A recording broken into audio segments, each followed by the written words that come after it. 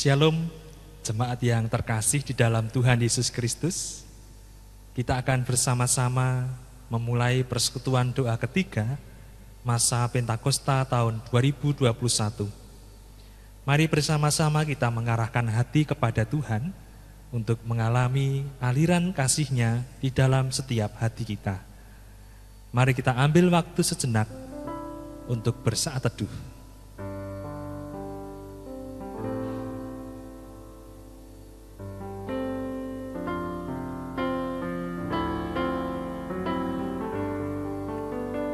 Saat teduh cukup. Mari kita bawa sembah dan puji kita di hadapan Tuhan. Kita nyanyikan Kidung Jemaat 4, bait 1 dan yang keempat. Hai, mari sembah.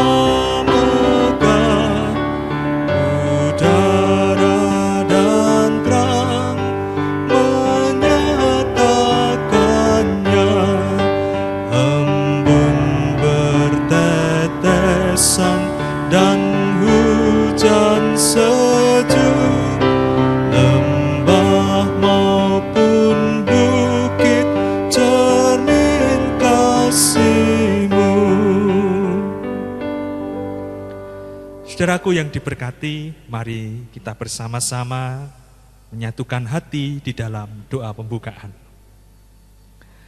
Betapa hati kami penuh dengan ucapan syukur kepadamu ya Tuhan, oleh karena karya Roh Kudus yang menuntun dan memimpin kehidupan kami, menuju kehidupan yang penuh dengan berkat, kemenangan dan kemuliaan di dalam nama Tuhan Yesus Kristus. Di kesempatan persekutuan doa yang ketiga masa Pentakosta ini Tuhan, kami mau lebih dalam lagi, lebih lebar lagi, membuka hati kami untuk karya Roh Kudus, menjamah setiap kehidupan kami, agar hidup kami senantiasa berkenan di hati-Mu. Tuhan ampuni kami dari segala dosa kami, sucikanlah setiap hidup kami Tuhan, agar ketika firman Tuhan ditaburkan, kami menerimanya dengan kerendahan hati dan sukacita, dan iman kami pun semakin bertumbuh di dalam karya Roh Kudus.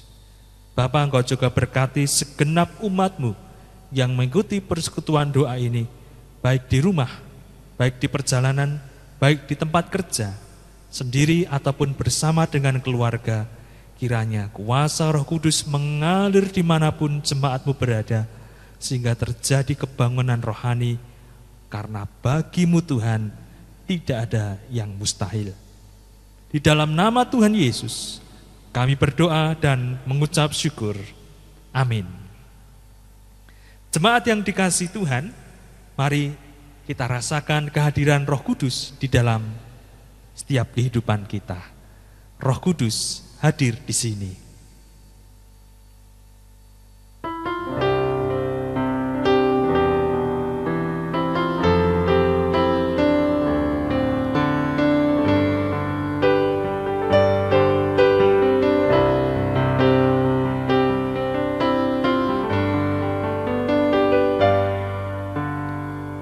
Kudus hadir di sini, mengalir di bait suci. Perkara ajaib pun terjadi kuasa mujizat nyata, karena Roh Allah sedang bekerja.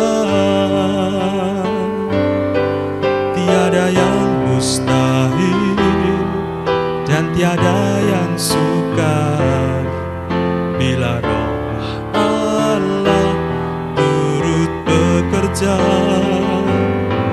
Tiada yang mustahil bagi orang percaya, karena Roh Allah turut bekerja di antara kita.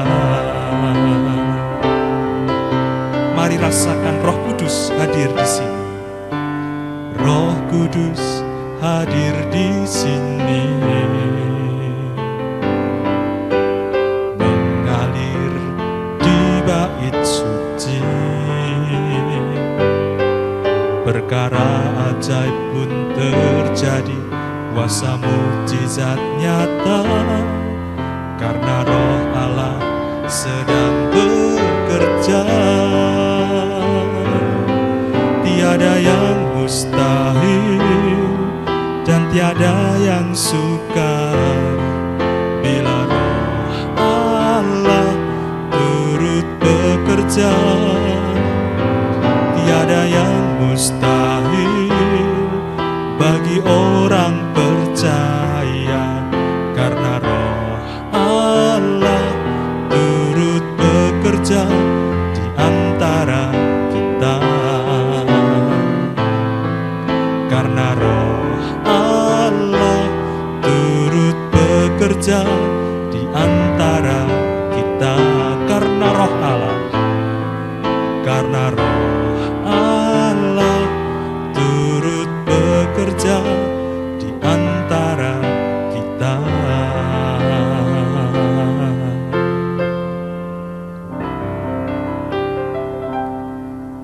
Terpujilah nama Tuhan yang karya Roh Kudusnya boleh kita rasakan kehadirannya di sini, di tempat ini, saat ini juga.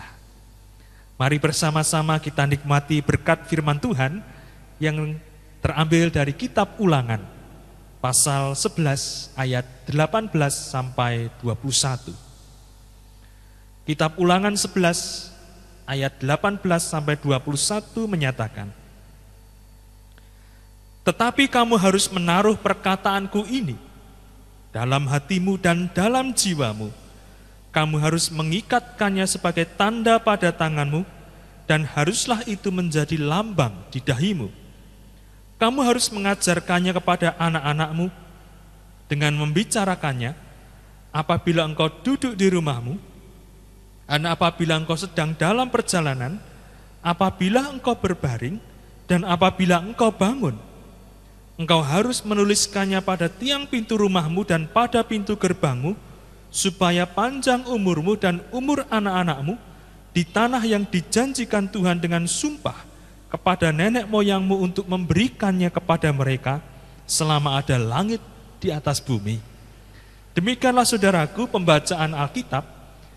Diberkatilah setiap orang yang mendengarkan dan memelihara serta melakukan firman Tuhan. Haleluya. Bapak, Ibu, Saudara, dan anak-anakku yang terkasih dalam Tuhan, tema renungan di dalam persekutuan doa Pentakosta yang ketiga ini ialah bersama-sama membangun ingatan tentang Tuhan. Jemaat yang terkasih dimanapun berada, saya bersyukur bahwa kita semua memiliki hati yang haus, hati yang rindu, hati yang lapar akan kuasa dan karya Roh Kudus di dalam setiap kehidupan kita.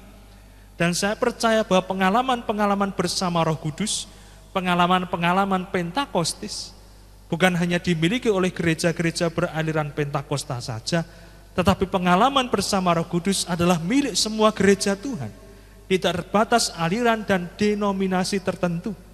Oleh karena itu, ketika kita menghayati masa Pentakosta, disitulah kita juga menghayati Roh Kudus bekerja di dalam kehidupan gereja Tuhan. Roh Kudus bekerja di dalam kehidupan umat Tuhan.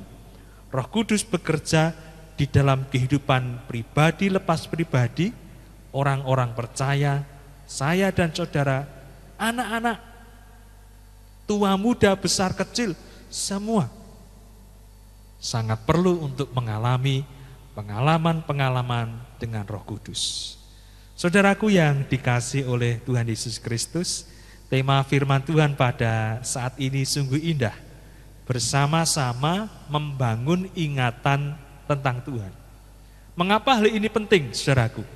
Karena yang namanya ingatan itu merupakan salah satu hal yang paling mendasar dimiliki oleh manusia. Kita bisa mengingat nama, kita bisa mengingat wajah, kita bisa mengingat nomor-nomor telepon penting, kita bisa mengingat alamat rumah, kita bisa mengingat bahan-bahan pelajaran, kita bisa mengingat ayat-ayat kitab suci, kita bisa mengingat kebaikan Tuhan, kita bisa mengingat perintah Tuhan, dan kita bisa mengingat bahwa di waktu yang akan datang, Tuhan akan datang kembali kali yang kedua untuk menjemput orang-orang percaya masuk ke dalam surga kekal yang telah disediakannya. Mengapa ada ingatan? Ya, karena Tuhan menciptakan manusia dengan segala kemampuan yang ada pada dirinya, termasuk kemampuan untuk mengingat, ngiling-eling. Inilah yang membuat kita terkagum-kagum dengan karya Tuhan. Dalam situs hellosehat.com terdapat sebuah artikel yang membahas mengenai 5 keunikan manusia terkait dengan ingatan. Yang pertama, ingatan manusia itu membentuk kepribadian. Artinya ingatan menentukan bagaimana manusia bersikap dan menanggapi sesuatu. Kedua, ingatan adalah gudang segala memori manusia, itu disimpan di bagian yang bernama hipokamus, di bagian otak kita, yang katanya jauh lebih besar daripada kapasitas komputer yang paling canggih sejagat raya, itu otak kita. Segala ingatan disimpan, ditata, diatur dengan rapi, sehingga dapat dipanggil atau dikeluarkan saat dibutuhkan. Yang ketiga, otak mampu menyimpan 7 ingatan jangka pendek sekaligus dalam waktu 20-30 detik dan selanjutnya dilupakan. Ini hebatnya otak kita. Ya. Ingatan jangka pendek 7 sekaligus bisa diingat. Yang keempat, ingatan bisa dilatih dengan cara mencatat. Ketika guru mengajar, pendeta berkhotbah, atau kita mengikuti seminar, kita mencatat, menghafal, dan lain sebagainya. Dan kemudian yang kelima, ingatan sering berkaitan dengan bau dan aroma, sehingga kadang manusia dapat menggunakan bau untuk mengingat sesuatu. Bau atau aroma yang harum atau yang wangi, minyak wangi, ataupun makanan, oh ini sate, ya, oh ini soto, wah ini bakso. Kita ingat, tetapi bau atau aroma yang kurang sedap, bau sampah, selokan yang mampet, ikan asin dan lain sebagainya, durian, itu bisa digunakan untuk mengingat sesuatu. Saudaraku, ingatan manusia itu tidak muncul secara tiba-tiba. Semua ingatan yang dimiliki oleh manusia itu dibangun sejak kecil. Maka dari itu perintah agar manusia mengasihi Tuhan perlu diajarkan semenjak kecil. Anak kami sekarang berusia 8 bulan, itu sudah mulai bisa mengingat wajah. Oh ini wajah bapaknya, ibunya, kakungnya, utinya, atau saudara-saudara yang lain sudah bisa mengingat. Mengingat juga rasa makanan yang dimakan. Mengingat kebiasaan-kebiasaan karena sudah dibiasakan bangun, kemudian mandi, duduk, makan, main-main, tidur, bangun lagi, duduk lagi, makan, main-main, dan seterusnya. Dan itu yang kemudian membentuk ingatan sejak masa kecil. Oleh karena itu, perintah untuk mengasihi Tuhan yang terdapat di dalam Ulangan 11 ayat yang ke-1, yang kemudian dilampirkan penjelasan mengenai cara membangun ingatan sebagaimana yang dicatat dalam bacaan kita. Alasan manusia mengasihi Tuhan sudah jelas, yakni karena Tuhan sudah lebih dulu mengasihi manusia. Sayangnya dalam respon kasih Tuhan, manusia masih kerap abai, lupa, tidak ingat. Karena mungkin terlalu sibuk, terlalu repot, dan pikirannya dipenuhi dengan banyak sekali kesibukan, sehingga lupa, abai, tidak ingat dengan Tuhan Sang Pemberi Berkat. Bahkan seringkali manusia melupakan Tuhan dan melanggar perintahnya. Hal ini kerap dipaparkan melalui kisah kehidupan umat Israel bersama dengan Tuhan yang mengalami pasang surut. Kita bisa baca di dalam perjalanan kehidupan umat Israel di dalam Perjanjian Lama, bagaimana mereka kadang-kadang setia, kadang-kadang memberontak, kadang-kadang manut, kadang-kadang nyembah berhala, kadang-kadang benar-benar taat, tapi kadang-kadang juga nyeleweng, selingkuh sana sini. Saudaraku yang terkasih di dalam Tuhan Yesus Kristus, dari bacaan kita di dalam kitab Ulangan 11 ayat 18 sampai 21, paling tidak ada dua cara. Ada dua cara untuk kita gunakan membangun ingatan manusia kepada Tuhan. Cara-cara tersebut yang pertama adalah mempercakapkan mengenai Tuhan beserta kasih dan perintahnya kepada anak-anak. Nah, ini merupakan hal yang sangat indah dan sangat penting untuk kita bangun bersama-sama, Bapak Ibu Saudara yang terkasih. Mempercakapkan mengenai Tuhan bersama dengan anak-anak dapat membentuk, membangun, dan menanamkan ingatan mereka terhadap Tuhan sedari dini. Mungkin anak-anak bertanya, "Pah, Mah, saya ini kok bisa ada di dunia ini karena apa? Nanti kalau aku mati, perginya kemana? Kok aku bisa punya tangan, bisa punya kaki, kok bisa jalan, bisa ngomong, bisa makan, bisa minum? Itu yang ngasih siapa?" Nah, saudaraku, itu adalah kesempatan kita untuk bercakap-cakap tentang Tuhan kepada anak-anak kita. Kita ajarkan, "Oh, kamu memang lahir dari mamah kamu, Nak. Tapi semua itu karena berkat Tuhan. Tuhan itu seperti apa sih, Pak?" Kemudian bertanya, "Tuhan itu memang enggak kelihatan, Nak. Tetapi Dia adalah Tuhan yang saat ini hadir bersama-sama dengan kita. Karena Tuhan itu roh." Loh, itu kok ada gambar orang disalib, itu siapa? Oh, itu Tuhan Yesus. Tuhan yang menjelma jadi manusia, mengorbankan diri agar kita selamat. Wah, ternyata Tuhan Yesus sangat mengasihi kita ya. Itu kesempatan yang indah untuk menanamkan ingatan tentang Tuhan kepada anak-anak.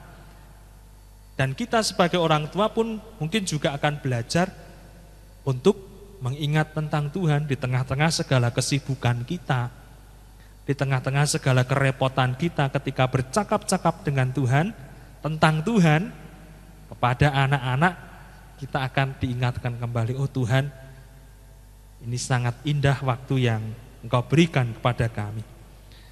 Saudaraku yang terkasih, ingatan anak-anak mengenai Tuhan akan membentuk kepribadian mereka dan berpengaruh terhadap pengambilan keputusan. Oleh karena itu, hal pendidikan iman yang semacam ini jangan hanya diserahkan kepada guru agama, jangan hanya diserahkan kepada guru sekolah minggu. Karena waktu terbanyak anak-anak adalah bersama dengan orang tuanya, bersama dengan keluarganya di rumah. Oleh karena itu, percakapan tentang Tuhan sebanyak-banyak mungkin itu yang harus dilakukan adalah bersama dengan keluarga, dengan orang tua mereka. Jangan dibebankan semua ke guru agamanya, apalagi sekarang online sekolahnya, sekolah minggunya juga online. Bagaimana nanti? Sangat kurang kalau hanya mengandalkan guru agama dan guru sekolah minggu. Orang tua harus membangun ingatan tentang Tuhan kepada anak-anaknya. Dengan demikian, keluarga memiliki andil yang besar dalam membangun ingatan anak mengenai Tuhan. Anak nanti kan bertumbuh di remaja, jadi pemuda, jadi dewasa, lama-lama jadi orang tua. juga, punya anak juga, anaknya punya anak lagi, anaknya anak punya anak lagi. Itu akan membentuk kepribadian mereka. Apalagi kalau sejak dini sudah kuat, sejak kecil sudah kuat. Ya, ada pelayanan anak di sebuah gereja, motonya sejak kecil sudah kuat. Itu baik sekali. Gereja dan sekolah bukan tempat utama pendidikan iman anak. Rumahlah tempat utama pendidikan anak. Maka dari itu keluarga harus bekerja sama dengan gereja dan sekolah tanpa meninggalkan tugasnya mendidik anak-anaknya dalam iman. Bacakan cerita-cerita Alkitab yang bergambar juga bisa. Atau mungkin sekarang era multimedia pakai video. Ya. Kemudian ajak berdoa. Kemudian ajak untuk dalam hal sederhana mengucap syukur kepada Tuhan. Itu penting sekali saudaraku. Cara yang kedua untuk mengingat tentang Tuhan adalah dengan menuliskan perintah Tuhan. Menulis dan membaca secara terus-menerus bisa melatih ingatan menjadi lebih baik. Ini saya rasakan Bapak Ibu ya, menulis dan membaca itu akan memperluas ya wawasan kita, cakrawala pengetahuan kita. Kemudian apa yang kita baca itu kita tulis. Hal-hal yang menarik, mungkin kita membaca buku saat teduh harian, atau membaca Alkitab, atau mungkin membaca novel. Ada quotes ya, kutipan-kutipan yang menarik kita tulis, kita catat, mungkin di buku atau di diary, atau mungkin di notes di HP. Itu membantu kita untuk mengingat. Ya. Karena itu melatih ingatan kita menjadi lebih baik. Bukan hanya untuk anak-anak saja ya, tapi untuk kita semua. Ya, apalagi simbah-simbah mungkin sudah banyak mengeluh, saya sering lupa Mas. Ketika dicatatkan firman atau hal-hal yang menarik, kemudian catatan-catatan yang lain, itu akan melatih ingatan menjadi lebih baik. Maka dari itu baik bagi manusia untuk menuliskan dan membaca berulang-ulang mengenai kasih dan perintah Tuhan. Sebagaimana tertulis di dalam ayat 20. Engkau harus menuliskannya pada tiang pintu rumahmu dan pada pintu gerbangmu. Ini perintah yang pada waktu itu dilakukan secara harafiah oleh umat Tuhan. Di rumah mereka ada tulisan-tulisan perintah Tuhan. Kasihilah Tuhan Allahmu, Allah itu esa. Ya. Dan ini benar-benar dilakukan.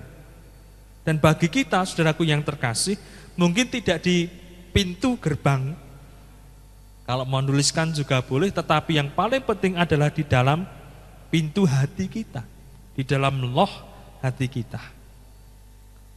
Membangun dan melatih ingatan tentang Tuhan akan menolong manusia untuk terus mengasihi dan taat akan perintah Tuhan. Saudara yang terkasih di dalam Tuhan Yesus Kristus, marilah kita bersama-sama untuk terus berlatih membangun ingatan kita tentang Tuhan. Kita percakapkan kasih Tuhan kepada keluarga, dan kita baca, kita tuliskan perintah Tuhan di dalam setiap hati kita. Jadi yang kita ingat-ingat bukan hanya yang buruk-buruk saja, pengalaman-pengalaman yang pahit, melukai, menyakitkan. Ya, kalau bisa kita lupakan, kita lupakan. Tetapi ingatan tentang Tuhan jangan sampai kita lupakan. Kita mungkin hidup di dunia, di lingkungan, di negara yang bebas untuk kita beribadah, untuk kita bersekutu, untuk kita berdoa. Tetapi di beberapa negara tertentu mereka sangat ditindas, dipersulit dalam beribadah, berdoa, memiliki Alkitab. Mari kita bersyukur bahwa di dalam segala kebebasan yang kita miliki, kita akan selalu mengingat tentang Tuhan. Pas diberkati, ingat siapa Bapak Ibu Saudara? Ingat Tuhan. Pas sakit, ingat Tuhan juga. Pas sedang kekurangan, pas ada masalah, ingat Tuhan. Pas kita kayak ada di jalan buntu, juga ingat Tuhan. Pas kita berada di kondisi yang di luar kemampuan kita tetap ingat Tuhan. Dalam segala kondisi, ingat Tuhan. Karena itulah salah satu hal penting untuk kita merasakan dan mengalami pengalaman pribadi bersama dengan Roh Kudus. Marilah kita sebagai murid-murid Kristus, sebagai hamba-hamba Tuhan, kita mau untuk selalu ingat kepada Tuhan.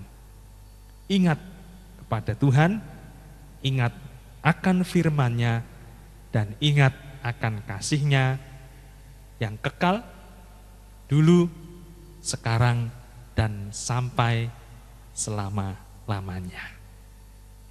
Tuhan memberkati. Amin. Puji nama Tuhan, Ibu Bapak dan Saudaraku yang terkasih. Marilah bersama-sama kita mensyukuri berkat firman Tuhan ini dan merenungkannya di dalam waktu teduh sejenak. Mari kita masuki saat teduh.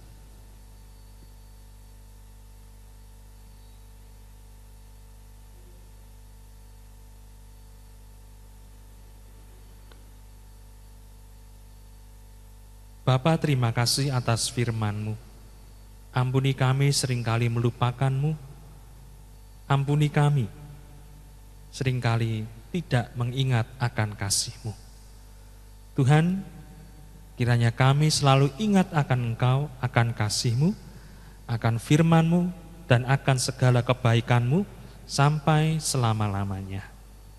Dalam Kristus kami berdoa. Amin. Ibu, Bapak, Saudara, dan anak-anakku yang terkasih, kita telah menerima firman Tuhan. Mari kita haturkan syukur kita melalui persembahan, diiringi kidung jemaat 427 bait 1 dan 3.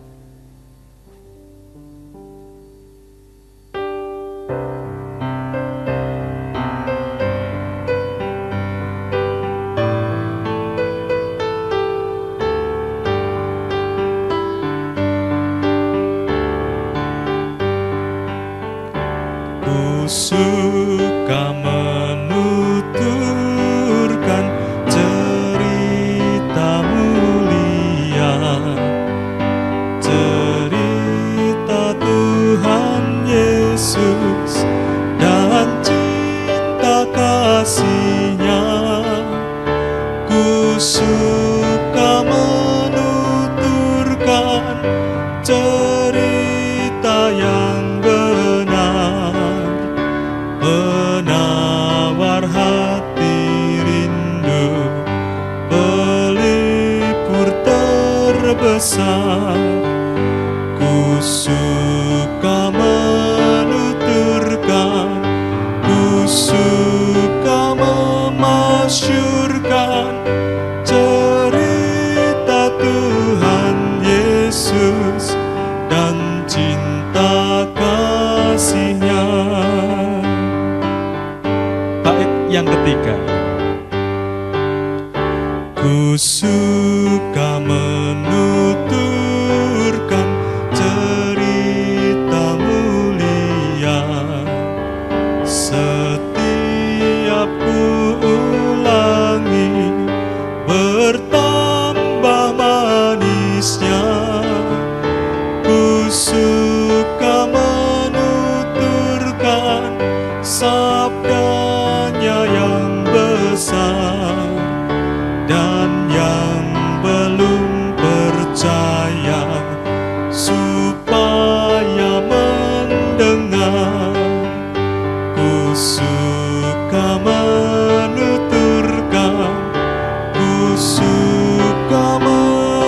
masyurkan cerita Tuhan Yesus dan cinta kasih-Nya.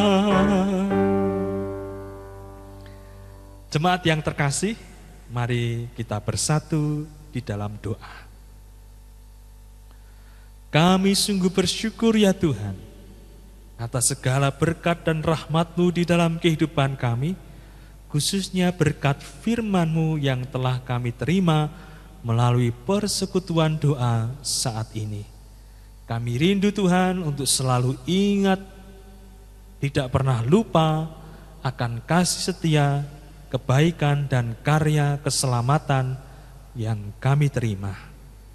Ya Tuhan, meteraikanlah setiap firman-Mu di dalam setiap hati kami, agar kami bersama dengan keluarga kami, orang tua kami, suami maupun istri kami, anak-anak kami, cucu kami, dan setiap anggota keluarga kami membangun ingatan tentang Tuhan, agar sampai kapanpun dalam kondisi apapun kami tidak pernah melupakan Tuhan. Kami bersyukur Tuhan bahwa sekalipun kami seringkali tidak ingat kepada Tuhan, Tuhan selalu ingat, Tuhan selalu menyayangi dan mengasihi kami. Ya Bapa, perkenankanlah kami memintakan berkat-Mu untuk seluruh pemirsa renungan persekutuan doa ini, dimanapun berada dalam kondisi apapun, kiranya damai sejahtera, jamahan Roh Kudus hadir dalam setiap kehidupan mereka. Kami juga berdoa ya Tuhan, agar kiranya kehidupan kami senantiasa tunduk dan taat pada kasih dan kuasa Roh Kudus. Penuhilah hati kami Tuhan dengan Roh-Mu yang kudus, menyucikan hati kami dan memenuhi hati kami dengan sukacita. Kami bawa pula segenap persembahan ini, sekalipun kecil dan jauh dari segala berkat yang Kau berikan pada kami, tapi semua kami naikkan dengan ucapan syukur. Inilah ya Tuhan doa dan ucapan syukur kami panjatkan hanya di dalam nama Tuhan Yesus Kristus. Amin. Demikian Bapak, Ibu, dan Saudaraku yang terkasih, persekutuan doa yang ketiga, masa Pentakosta. Kiranya menjadi berkat bagi kita. Sampai jumpa lagi. Tuhan memberkati.